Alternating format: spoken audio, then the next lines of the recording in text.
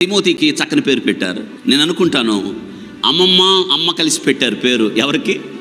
తిమోతికి పెట్టారు. ఏంటంటే దేవునిని గణపరిచేవాడిగా ఉంటారా నువ్వు. మీరు చెప్పారా ఎప్పుడైనా? మీ బిడ్డలకు చెప్పాలి, మీరు దేవునిని గణపరిచేవాడిగా ఉండు, నీ గమ్యం అది. అందుకే నీకు ఆ పేరు పెట్టాం. మనం లోకస్తులం కాదు. లోకం వైపు చూడొద్దు, నువ్వు దేవుని వైపు చూడు. లోకము నడిచినట్టు నడవద్దు, బైబిల్ చెప్పినట్టు నడు. లోకంలో మనుషులు జీవించినట్టు జీవించొద్దు, దేవుని సేవకులు జీవించినట్టు జీవించు. క్రీస్తు మనకు మాదిరి అని చెప్పాలి. నీ బిడ్డలో ఆ విత్తనాలు వేయాలి.